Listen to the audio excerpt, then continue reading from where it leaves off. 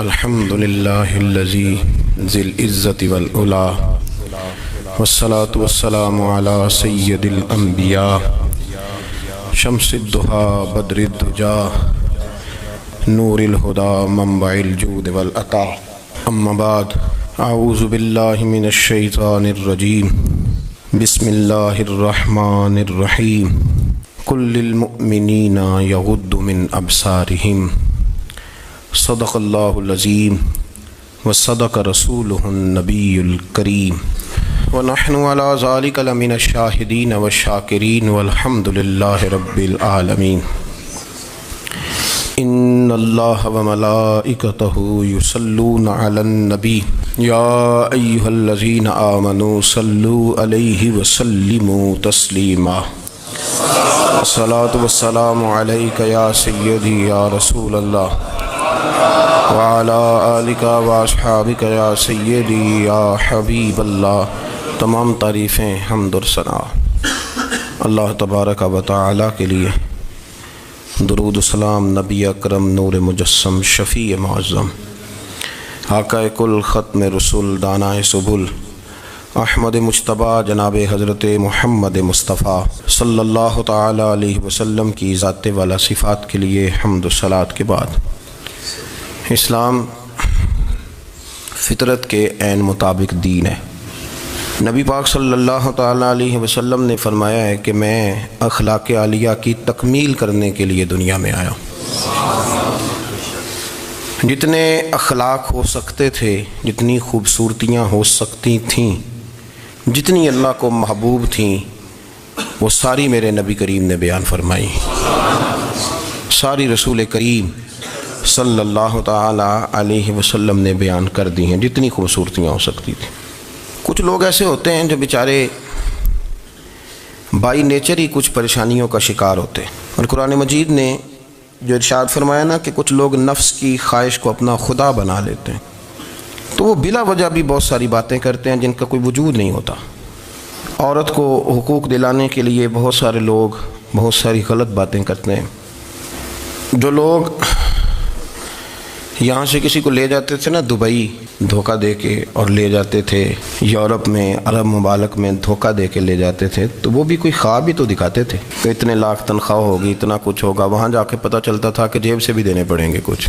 بہت سارے لوگ ایسے ہوتے ہیں، وہ سارے خوبصورتی کے نام پر ہی دھوکہ دیتے ہیں۔ آپ کو پتہ ہے کہ جو آدمی کسی کو لالچ دیتا ہے تو کسی کو لوٹنے کے لیے اسے لالچ دینا بڑا ضروری ہوتا ہے۔ لوگ پہلے لالچ دیتے ہیں پھر لوٹتے ہیں، پہلے مکمل لالچ دیتے ہیں، یہ چیز مل جائے گی، یہ چیز مل جائے گی۔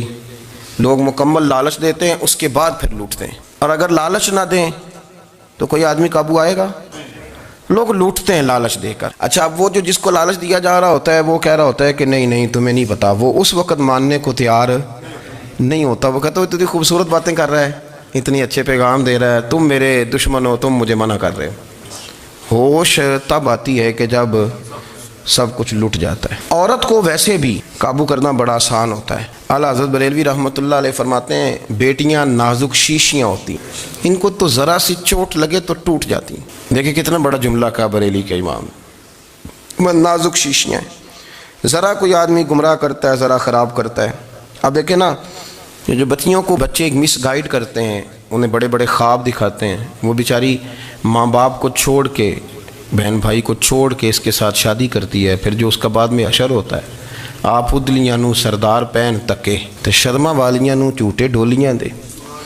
پھر وہ بیچاری ماں باپ رکھتے نہیں، وہ ظلم کرتا ہے، تو کتنی بڑی تکلیف میں وہ بچی آ جاتی۔ نازک شیشی ہوتی ہے نا تو ٹوٹ جاتی۔ یہی حال اب جدید خواتین اور یہ جو کچھ اینکر پرسن ہیں، یہ اصل میں نا یہ آپ کو سیاست سکھاتے ہیں، لیکن یہ مادر پیدر آزاد لوگ ہیں، بالکل آزاد۔ یہ تو علماء شور نہ کریں، بات نہ کریں، گفتگو نہ کریں، مشائخ بات نہ کریں، اور یہ جو کچھ سنجیدہ اور دینی طبقہ ہے یہ کچھ شور نہ کرے، یہ تو روڈوں پہ ننگے ہو کے آ جائیں معاذ اللہ۔ خوفناک نظریہ رکھتے ہیں یہ لوگ۔ عورت کو کہتے ہیں تیرے حقوق ہم تجھے لے کے دیں گے۔ مثلاً وہ کون سا حق ہے جو تم نے لے کے دینا ہے؟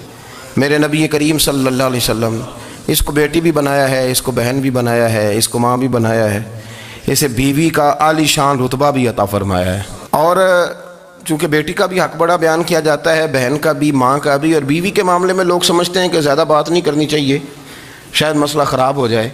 حالانکہ نبی پاک صلی اللہ تعالیٰ علیہ وسلم نے بیوی کے بارے میں پتہ کیا فرمایا؟ فرمایا جب تم نکاح کر لیتے ہو تو اپنا ایمان محفوظ کر لیتے ہو.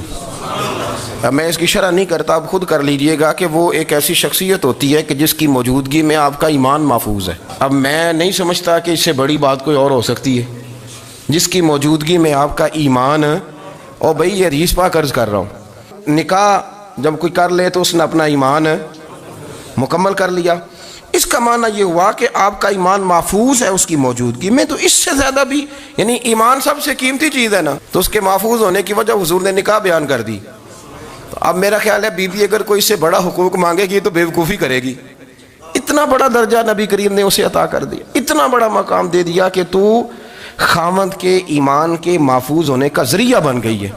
عورت کو جو حقوق رسول کریم صلی اللہ تعالیٰ علیہ وسلم نے عطا فرمائے، نبی پاک نے جو حقوق دیے، دیکھیں نا، حضرت عبداللہ ابن عمر رضی اللہ تعالیٰ عنہ کی اہلیہ بیمار تھی تو جلدی جلدی سے وہ آئے. تو جب بہت جلدی ہو، سفر بڑا شدید تھا، تو آپ نے جلدی سے نماز ادا کی، جلدی سے چلے. آپ کے خادم کہنے لگے حضور خیریت ہے؟ فرمایا میری بیوی بیمار ہے. تو اس نے عرض کی حضور آپ کی اہلیہ بیمار ہے. تو آپ نے نماز بھی جلدی سے پڑھی، سفر بھی جلدی جلدی کیا.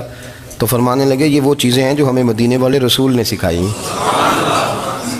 آپ اس کیفیات کو سمجھیں کہ حضور صلی اللہ علیہ وسلم نے درس دیا. اور پھر ایک اور بہت بڑی بات، یہ فضیلت کسی اور کو نہیں دی. جو عورت کو حضور نے فضیلت دی، یہ فضیلت کسی اور کو نہیں دی. کبھی حضور نے فرمایا کہ تمہارا ابا تمہارے ساتھ بہت سخت رویہ کرے تو تم نے اس کو اس سختی پر داد دینی ہے. فرمایا چلو اگر وہ زیادتی بھی کرے تو تم نے اس کے ساتھ سلوک اچھا ہی کرنا ہے. لیکن آپ ایک بات کو سمجھیں نا کہ بچے کے بارے میں، بیٹے کے بارے میں، بیٹی کے بارے میں فرمایا 10 سال کے ہو کے نماز نہ پڑھے تو سختی کرو، تمہارا ڈنڈا بھی لٹکنا چاہیے. بہت ساری جگہوں پہ بہت سارے لوگوں کے لیے سختی کا حکم دیا، لیکن عورت کے لیے حضور نے جو جملے کہے، اصل میں ہم سمجھتے ہیں کہ یہ ایک بات ہے، مشہور ہو گئی ہے روایت حدیث، تو بس اس کے پس منظر پر اور جملوں کے حسن پر شاید معاذ اللہ غور کرنے کی ضرورت نہیں. ذرا اس لفظ کی تاثیر پر غور کریں. حضور نے فرمایا عورت ٹیڑھی پسلی سے پیدا کی گئی ہے، یہ ٹیڑھی ہے، اس کو سیدھا کرنے کی کوشش کرو گے تو ٹوٹ جائے گی. تو حضور پھر ہمارے لیے حکم کیا ہے؟ فرمایا جیسی ہے تم اسی کے ساتھ نبھا کرو. آپ سمجھیں کہ اتنا محفوظ حضور نے درجہ دے دیا بی بی کو، اتنا محفوظ کہ فرمایا غلطی بھی ہو تو میرے غلاموں تم اس کے ساتھ نبھا کرو، گزارا کر لو. کو کیا اور حق چاہیے عورت کو، جس کو اس کی غلطیوں سمیت نبی پاک نے قبول کرنے کا حکم دے دی، اس کی کمزوریوں سمیت قبول کر لو. اب اس کو اور کیا کوئی کمزوریوں سمیت قبول کرتا ہے؟ کبھی آپ دکان پہ بیٹھے ہو تو آپ کہیں بھی اس میں یہ بھی غلطی، میرے مال میں یہ بھی کمزوری ہے، یہ بھی کمزوری ہے، یہ بھی کمزوری ہے، تو کر لے قبول. کرتا ہے کوئی؟ کوئی شخص ایسا ہو جو کسی چیز کی کمزوریاں بیان کر کے کہ اسے قبول کرو؟ پر رسول کریم صلی اللہ تعالیٰ علیہ وسلم نے نا ہمیں سبق دیا، حضور نے ہمیں درس دیا، نبی پاک نے ہمیں پیغام دیا. فرمایا یہ ٹیڑھی ہے، سیدھی کرنے کی کوشش کرو گے تو بیچاری ٹوٹ جائے گی، تو اس کے ساتھ نبھا کر جاؤ. آپ میری بات کو سمجھیے گا. چلیں میں اس پر ایک اور بخاری مسلم کی حدیث پڑھتا ہوں. حضرت سلمان فارسی رضی اللہ تعالیٰ عنہ اور حضرت ابو درداء کے درمیان بھائی چارہ تھا. مکے سے مدینے جب لوگ آئے تو حضور نے بھائی بھائی بنایا تھا. ان کے درمیان بھائی چارہ تھا تو ابھی پردے کی آیات نازل نہیں ہوئی تھیں، تو لوگ ایک دوسرے کی طرف جاتے تھے. حضرت سلمان فارسی رضی اللہ تعالیٰ عنہ حضرت ابو درداء رضی اللہ تعالیٰ عنہ کے گھر میں تشریف لے گئے تو دیکھا کہ ان کی بیوی بڑی غمگین بیٹھی ہیں. تو ہم نے فرمایا بہن کیا ہوا؟ تو کہنے لگی تمہارے بھائی کو دلچسپی کوئی نہیں رہی، ہر روز روزہ رکھ لیتا ہے اور ساری ساری رات نفل پڑھتا ہے. حضرت سلمان فارسی کہنے لگے ٹھیک ہے کر لیتے ہیں بندوبست. نماز دین ہے کہ نہیں؟ دین ہے نا یہ چیزیں. لیکن حضرت سلمان فارسی جناب ابو درداء سے کہنے لگے آج میں نے تیرے گھر میں رہنا رات کو، کیونکہ وہ تو ساری رات نماز پڑھتے تھے، نفل پڑھتے تھے. انہوں نے کہا ٹھیک ہے. ایک بستر لا کے بچھا دیا حضرت سلمان فارسی کے لیے. سلمان فارسی فرمانے لگے دوسرا بھی لا. کہا وہ کیا کرنا ہے؟ فرمانے لگے تو نے بھی سونا ہے، میں نے بھی سونا ہے، تو نے بھی سونا ہے. عشاء پڑھیں گے اور پھر دونوں سوئیں گے. کہا میں نے تو نماز پڑھنی ہے. فرمایا تہجد کے وقت اٹھ کے پڑھیں گے، اللہ کے رسول بھی رات آخری حصے میں جا کے نماز پڑھتے ہیں. ادھر ساتھ سلا لیا. وہ تھوڑی کو دیر سوئے، اب عادت تھی ساری رات اٹھنے کی، ذرا اٹھنے لگے بستر سے تو حضرت سلمان فارسی فرمایا چپ کر کے سو جا، وہ بڑی رات پڑی ہوئی، چپ کر کے سو جا. وہ لیٹ گئے، پھر اٹھنے لگے تو فرمایا سو جا چپ کر کے، بڑا ٹائم ہے.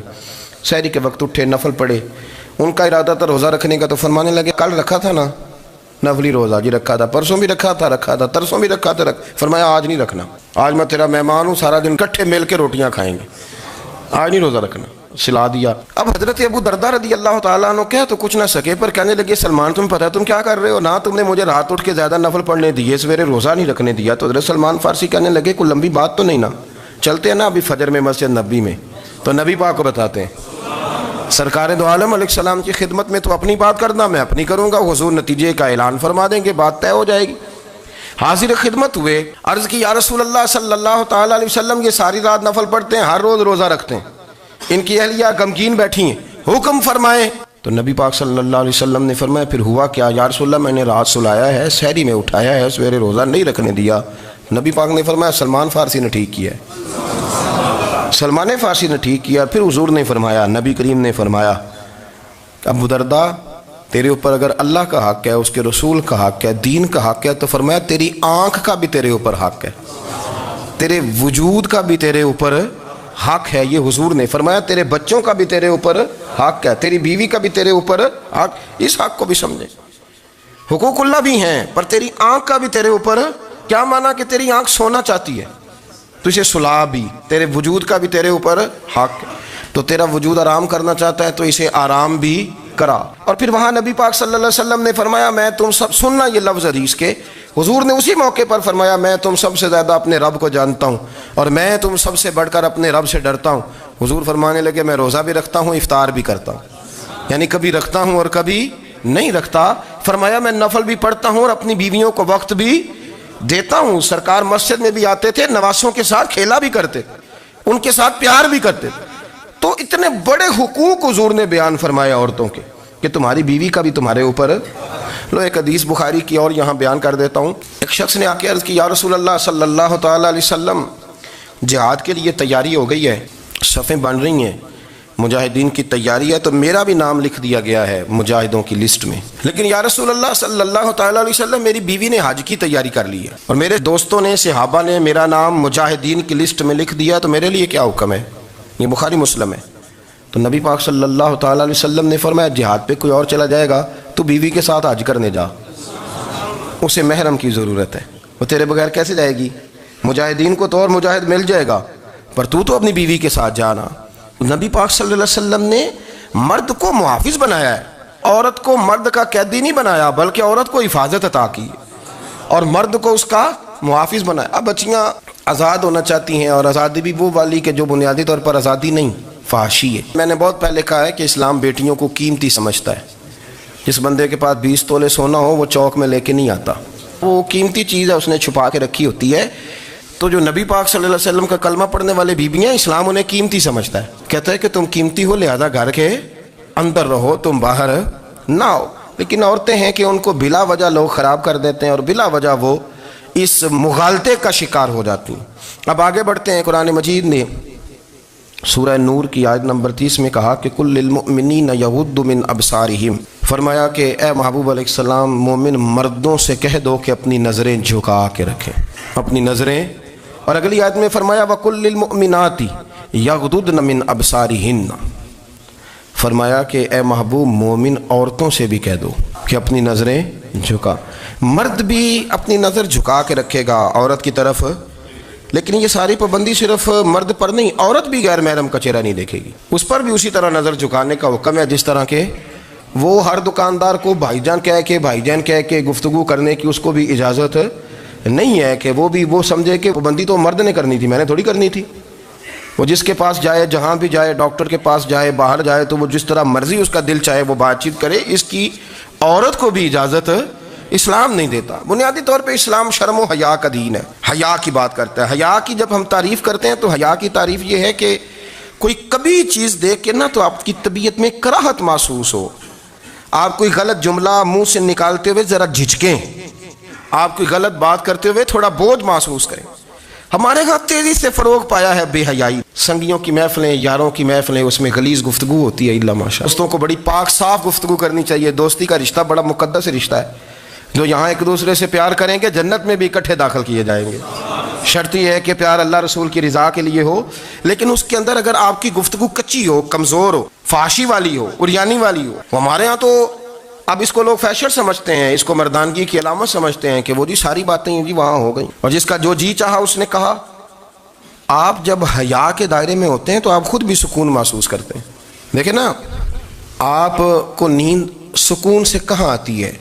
جہاں کمرہ بند ہو، چاروں جانب دیوار ہے، اوپر چھت ہے، خالی دروازہ بھی کھلا ہوا ہونا تو جب بندہ سکون لینا چاہتا ہے تو کہتا ہے یار ذرا دروازہ ذرا بند کر دو. وہ اچھی طرح اپنے آپ کو چھپا لیتا ہے نا حیا کے پردے میں، تو اللہ اسے سکون عطا کرتا ہے. اور جو اس سے بھی زیادہ ٹھنڈی نیند میں جانا چاہتا ہے وہ کہتا ہے لائٹ بھی بند کر دو. اب وہ مکمل طور پہ سمجھتا ہے کہ میں چاروں جانب سے چھپ گیا ہوں، اگر میں کھل کے بھی سو جاؤں گا تو میرا چونکہ پردہ قائم ہے تو مجھے کوئی دشواری نہیں ہوگی. آپ جب چھپ جاتے ہیں، جب آپ حیا کے اندر سمٹ جاتے ہیں، جب آپ چادر کے اندر آ جاتے ہیں تو آپ بہت ساری جگہوں پہ آسانی محسوس کرتے ہیں. تو حیا تو آپ کو سکون دیتی ہے، حیا تو دل کو راحت دیتی ہے. میں بڑی ذمہ داری سے بات عرض کرتا ہوں، قرآن مجید نے نا ایک مقام پہ مذاق کو، ایک مزاح ہوتا ہے خوش طبی، وہ نہیں مذاق اڑانا. قرآن پاک نے نا مذاق کو ایک جگہ پہ جاہلوں کا طریقہ بھی قرار دیا. بنی اسرائیل کے لوگوں سے حضرت موسیٰ نے کہا کہ گائے ذبح کرو اور ایک ٹکڑا مقتول کو مارو، زندہ ہو کے خود بتا دے گا مجھے کس بندے نے قتل کیا. تو کہنے لگے آپ ہمارے ساتھ مذاق کر رہے ہیں. تو قرآن مجید کہتا ہے کہ حضرت سیدنا موسیٰ علیہ السلام فرمانے لگے اعوذ باللہ ان اکون من الجاہلین، فرمانے لگے میں اللہ کی پناہ مانگتا ہوں کہ میں جاہلوں میں سے ہو جاؤں. یہ مذاق کرنا تو جاہلوں کا طریقہ ہے. اگر آپ کی زبان سے بے حیائی کا جملہ نکل گیا، اگر آپ کی زبان سے بے حیائی کا جملہ نکل گیا، آپ نے کہہ دیا کہ ہم آزاد لوگ ہیں، جو مرضی کریں گے، جو مرضی کہیں گے، جو ہمارا دل میں آئے گا کریں گے، تو پھر تو لوگ آپ کا وہ حشر کریں گے کہ آپ سے برداشت ہی نہیں ہوگا. جس کا لوگ مذاق بنا لیتے ہیں اور جو مذاق بن جاتا ہے پھر اسے کچھ جینے دیتا ہے. آپ حیا کی چادر میں چھپیں گے تو بچیں گے. اگر آپ نے اپنا مذاق بنوا لیا یہ کہہ کے کہ میں نے مرضی کرنی ہے، پھر یاد رکھنا چھپنے کو جگہ نہیں ملے گی، پھر تکلیف میں آ جائیں گے، پھر بہت بڑی اذیت کا شکار ہو جائیں. شرم و حیا، عرب کے اندر جو کنواری لڑکیاں تھیں ان میں بڑی حیا ہوتی. الحمدللہ میں بڑے فخر سے کہتا ہوں کہ میرے پنجاب کی، میرے پاکستان کی بیٹیاں بھی 20 دفعہ ان کا ابا کہے تیری شادی کرنی ہے تو وہ آنکھ نہیں اٹھا پاتی آج بھی. یہ تو وہ چند لوگ ہیں جو کہتے ہیں ہم ہائی کلاس ہو گئے، ہمیں نہیں پتا کہ وہ روشن خیال ہو گئے ہیں کہ روغن خیال ہو گئے، پتہ نہیں کدھر چلے گئے. ورنہ ہماری بیٹیاں آج بھی جب ان سے ان کا باپ، ان کی ماں بات کرتی ہے تیری شادی کی تو وہ تو شرم کے ساتھ پچھلے سے پچھلے کمرے میں چھپتی ہیں. یہ اللہ نے فضل کیا ہوا ہے اس ملت پر. تو عرب کی لڑکی بڑی حیا والی ہوتی تھی، اس سے کوئی بات کرنی پڑتی تھی تو 20 دفعہ بات کی جاتی، پھر بھی وہ عورت چھپتی پھرتی تھی. حضرت عائشہ صدیقہ رضی اللہ تعالیٰ عنہ فرمانے لگیں میرے نبی پاک صلی اللہ علیہ وسلم عرب کی کنواری لڑکیوں سے بھی زیادہ حیا کرنے والے. قاضی اعجاز مالکی نے، شیخ عبدالحق محدث دہلوی نے، دیگر بزرگ جو سیرت نگار گزرے انہوں نے لکھا ہے کہ نبی پاک صلی اللہ علیہ وسلم کے اندر 100 مردوں سے زیادہ طاقت تھی. 100 مردوں سے زیادہ طاقت. اب جو بات کہنے لگا ہوں، جو نتیجہ دینے لگا ہوں، اس پر خاص توجہ آپ فرمائیں گے.